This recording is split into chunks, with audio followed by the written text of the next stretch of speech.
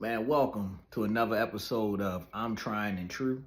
Yesterday's affect tomorrow's.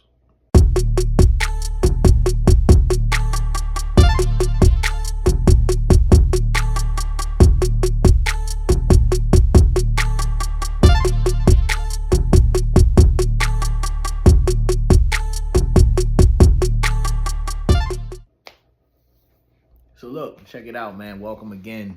It's your boy J Prime. Um, if you watched the first episode, man, I kind of broke down who I am, what I do, and the reason why I created this show. I'll run through it again for you.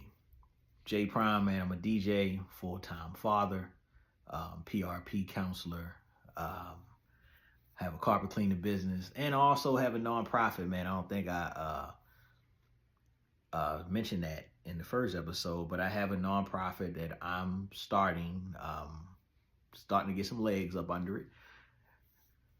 The nonprofit is called the STAV Corporation, Standing Tall, Always Victorious, right? So I created this nonprofit to help kids, the youth that struggle with mental illnesses, anger, anxiety, depressions, social skills, etc. The program is based around DJing, photography, music production, everything that I used growing up to keep my head on straight, right? Because once again, like I told you in the episode before, I did grow up in a two-parent household, but I didn't have the best connection with my dad. He was definitely one of those fathers that he grew up in the era where, hey, you keep your head down, you do what you're told. And you don't have any problems. You're a child. That created a big disconnect with me and him. But my mother saw it, and she would send me to my uncles. And my uncle understood me. My uncle gave me a lot of skills, man, that was needed. But, of course, he's not there 24/7. He was just there for real when things got rough, real rough. And growing up, man, we think kids don't have challenges, right? But they do. They really do. Some of them way worse than others. When I used to teach at this school down here in Baltimore, it's called Baybrook Elementary Middle School. I was the media instructor. That school was so diverse. We had, of course, black kids, white kids. We had Hispanic kids, man. It was right next to the projects, right? And those kids were exposed to a lot. So the behaviors and everything, poor conflict resolution skills, no social skills really. Anger management was definitely needed. My time there, I definitely made an impact though. I can say that, man. I had an open door policy, and kids definitely came to me to talk, to vent, to figure out how to work out problems. And that's where the counseling came in. And I'm very grateful that, me having a position as a PRP counselor gave me the skills, and also therapy gave me the skills to be a better man, right? And to also instill in those young people the right way to do things. The safe way to do things. Not always responding with emotion. And I think what I want to talk about today a little bit is, man, anger management, right? Anger management. Let's talk about anger management, right? Coping strategies. We all know what anger management is. You're frustrated. You want to fight all the time. You want to break stuff. Or you may emotionally break down. Where you just isolate, because you're so frustrated. It's not healthy, right? You need coping skills. One thing I always suggest to my kids is that, little fidgets and everything like that work out. They work well as a distraction, but to talk it out. right?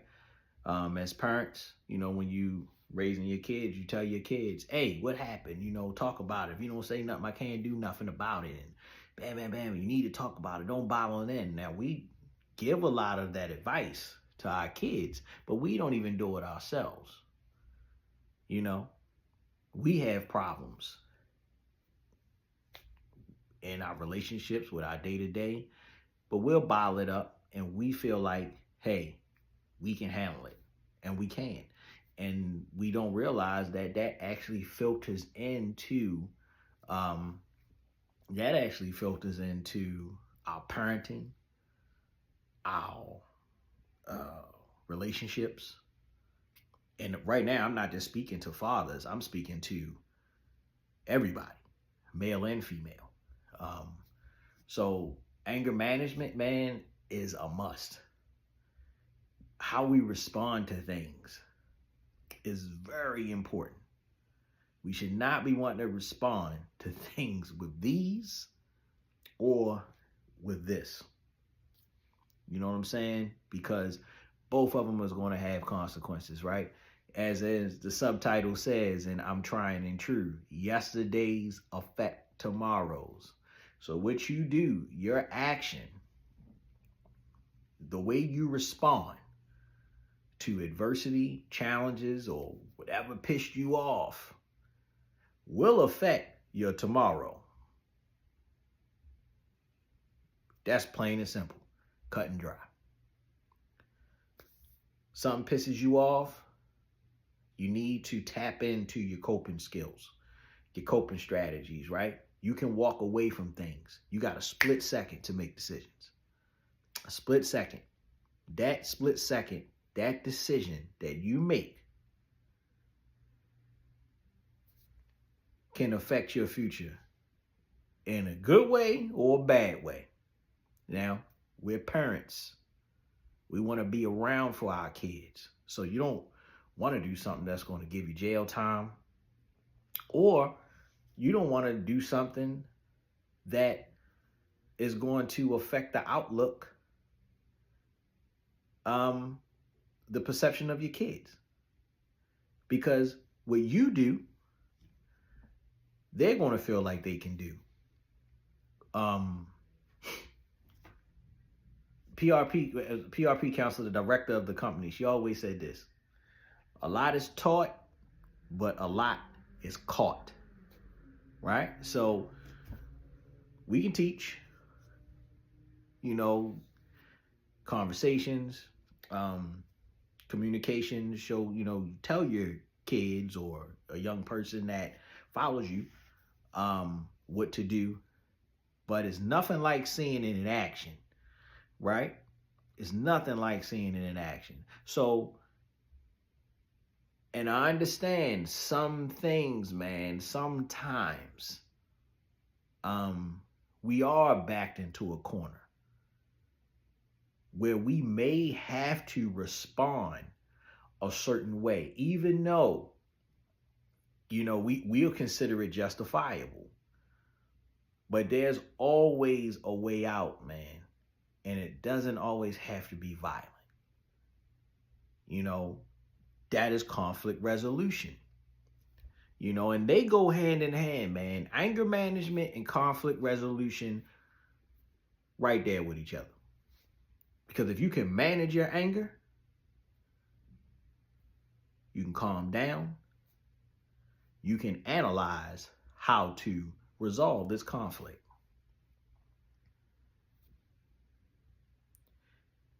Without hurting someone, which ultimately can hurt yourself. Especially in this day and time, man, where people are getting shot. Like probably right now, I hate to say it, but as I just said it, somebody might have just got shot. And that's just being real. We live in that world, man. So we want to go home. And that's a part of going home, and not just going home, but protecting home. Because if you resolve a conflict in a decent way, then the likelihood of it escalating to something else is It's likely. Slim. It's slim. Not likely, it's slim. So, but you got to learn how to manage that anger. You got to learn how to manage that anger. So some things that we do from anger management, man, it may seem cliche, it may seem corny, but it really helps. Yo, take a breath, right? Take a few deep breaths. Walk away from the situation. Even in the midst of your relationships, right? You don't agree on something? Because sometimes, man, our relationships fail because we have poor conflict resolution skills. We don't know how to manage our anger, right? Our partner looks at us like, yo, this person is on 10. I can't talk to this person. He's angry all the time, or she's angry all the time, right? Therapy helps, man. Therapy. But take a deep breath. Yo, close your eyes. Count to 10. Breathe. While you're breathing, yo, you're decompressing, right? You can analyze what's happening. You know, you think about what's happening. Because somebody has to lead the situation, right? And you want to lead it in a good way, especially if your kids are looking at you. And I'm speaking to the men right now. And I'm not disrespecting women, right? But we can really say women are more emotional than men.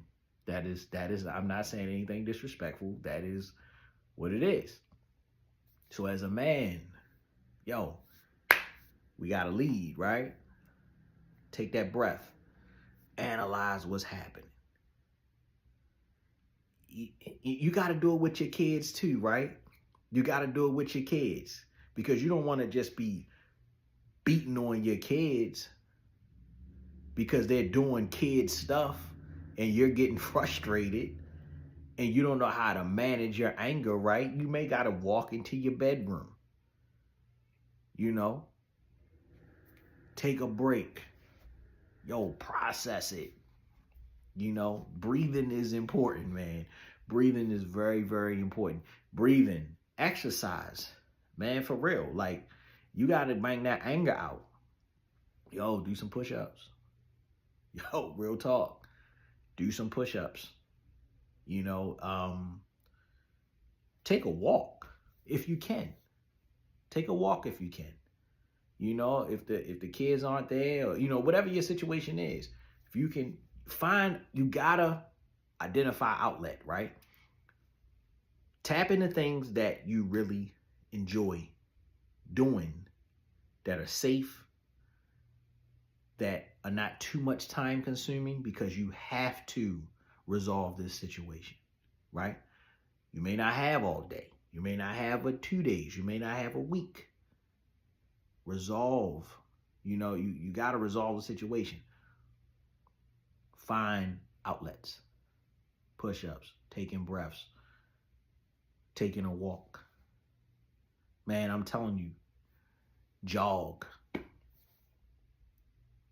We may not think, man, that, you know, you may be listening to me like, man, ain't nobody got time for that, man. That stuff don't work. It does work, because it's taking your mind off of stuff, right? It's allowing you to mentally reset. Then, shoot, imagine if you're having,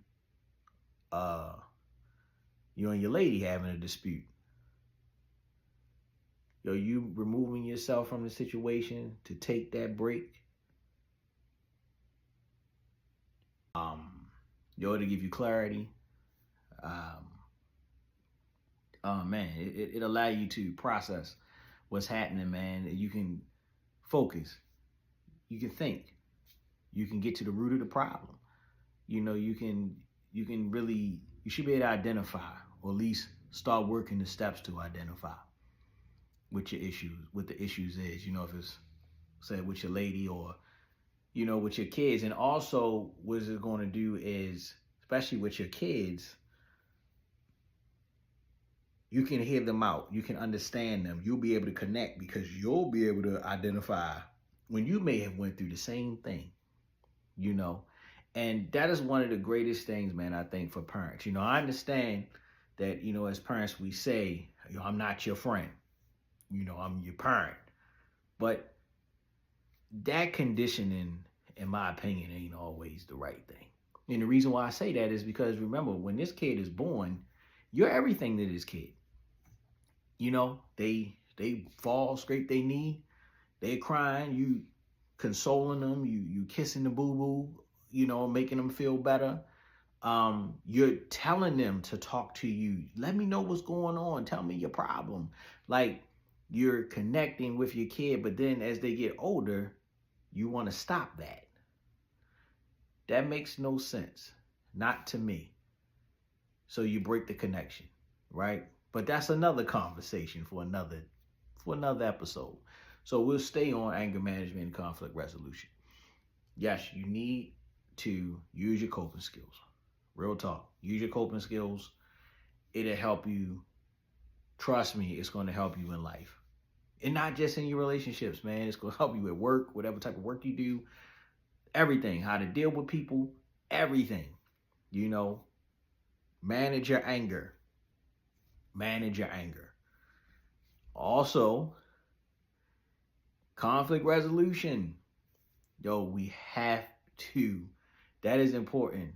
That is so important, man, because a lot of relationships, and I'm speaking to everybody, but you know, as the males, yo, a lot of things, man, yo, you gotta be the leader. Conflict resolution is important. You know, identifying the problem, figuring out what we can do peacefully to resolve this. And then also understand, especially when you have kids, it's not just about y'all anymore. And I'm not saying to stay in anything just for the kids. But I'm pretty sure, man, there's a lot of people out there that be like, yo, we broke up, or we split this home up, or I walked out because of something like this. You know, and now again, your yesterday affects tomorrow. So if you building a family and you think that, oh, yo, look, man, I can handle it another way, man. I'll just, you know, I'll just see my kids. You know, when I see them, I'll see them every other weekend. Yo, you don't understand what you just did to your kids. Because if your kids are used to seeing you every day, and now their mental has to shift. Everybody's mental has to shift. So now you're not there for those experiences. You're not there to pick up the pieces. You're not there to help them with stuff anymore because you're not 24/7. And you know, also what I was saying before about, I don't think we really realize the amount of time that we do not spend with our kid. You know, especially once your kid gets to be in school, yo, we work jobs, right? They're in school. When they get out of school, depending on what age they are, and now I know, like with my 7-year-old, she don't get homework, but I'm still gotta make some money, right? So I may do a little route or something, jump Amazon Flex or something, you know, I might be DJing at a bar. I don't know, man. I'm gonna figure it out and make some money, right? But that's important to me because I be like, damn, like she's with someone else right now, or both of them. When I have my son, you know, both of them together, they're with a friend or they're with my parents while I'm out here working. Yeah, it's real. We gotta work. Your support understands that, but your kids don't. But they'll learn to understand.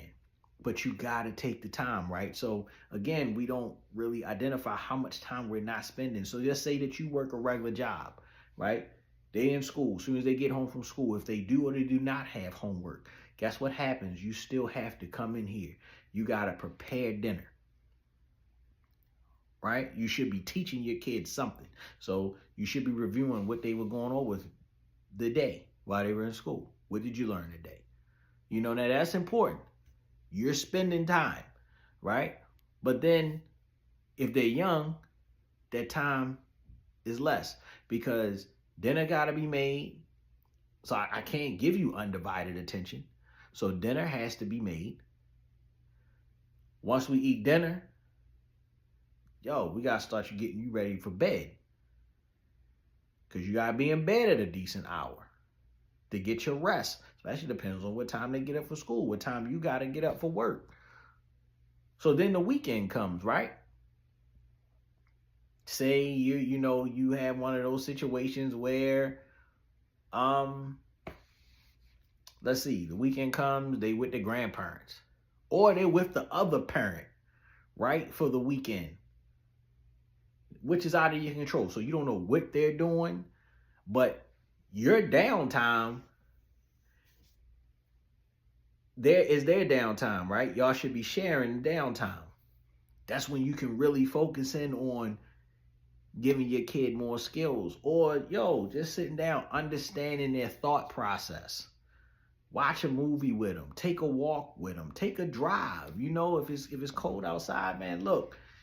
You put clothes on and all that stuff to go to the bar, go to the club. Put something on, get in the car, put the heat on. Drive. Connect with your kid. Because one thing that we do not understand or we don't think about, especially I think our parents, I know my parents, time passes us by because we are taking care of responsibilities. So the world is moving and every day we're doing the same thing. We may watch the news. Now social media kind of keep us, in tune with things, right? But it's still another world out there. And as much as you teach your kid teaches you. Because they're telling you what's cool, what is the now, compared to what we used to do, right? So take that ride, spend that time with your kid, man. Find out what's happening, what's their thought process, how they see the world, because you're a trusted source. So what they see the world as, and if you done got your mental together, and you pretty sharp on things and you're responsible, you can let them know like, hey, well, look, when I ran through those situations, or, the game really don't change. It's just different faces and names. That's the same. So you're seeing, you're connecting with your kid, and you like, well, man, I remember back in the day, we used to do something similar. And this is how I handled it. Or this is how it was handled. This is how it was addressed. Even if you did it, even if it was a situation, right? And it was something that you handled poorly. But you're here today to let them know your consequence from handling it poorly. You're talking to them in real time right now. And you're saying, well, this is what I did. And I'm suggesting that you don't do the same, even though they got to go through their bumps and bruises. But you can say, hey, look, because I already walked the path for you, so you don't really have to do that.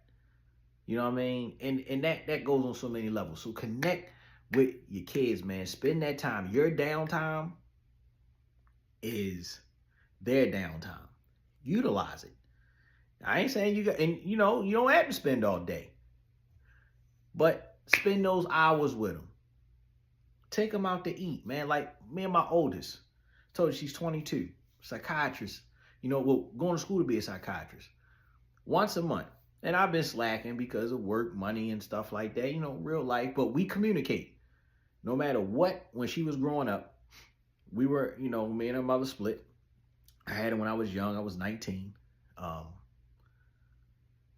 The biggest thing for me with her was communication. So I say, regardless of whatever, we communicate. I didn't judge her. None of that. We are tight. We are tight. And she listens to me because of the communication and not having the barriers. And yes, she respects me as a father. Yeah. Certain lines she don't cross. But I'm open. I'm very open-minded to things. So I don't allow, I don't allow that parent, I'm not your friend thing get in the way. Because after a certain point in time, as your kids get older, then they're your children, right? They're your kid, but they're not kids. She's an adult. So to connect with her, yeah, we have barriers, respect barriers, but I let her be herself. And I'm just coaching at this point. I'm just coaching. And I think we have to think that you can be your kid's friend. They can have respect for you. But you create your barriers, however it's set be. But they should still be able to come to you because you are the loving, trusted source. And they should be getting the game from you. Because if they get it from somebody else, two things, right? Or it could be a couple, could be several things. But they either can get bad information from somebody that don't know no more than they do, and it's going to put them in a worse situation. Or you're going to lose your connection with your child because they feel like they can't talk to you. Because they feel like, hey, look, they act like they ain't never been through nothing in their life. So you lose the connection with your child. And that's what you don't want to do. You don't want to do that at all. So one thing we was talking about it today, anger management, conflict resolution, and we did talk into connecting with your kids, right? Very, very important. All of it ties together, man. You manage your anger, you can think clearly, you know how to process, you know how to resolve a conflict, whatever it may be, and you can resolve it in the best way so it doesn't have a negative effect on your tomorrow. And I understand we're not perfect, right? One thing my brother always told me, I'm gonna leave you with this.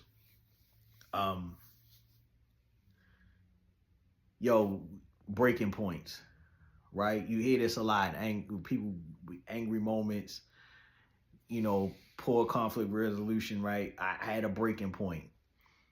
Breaking points are for cowards. We always have to do what's right, no matter what the circumstances is. We always have to do what's right.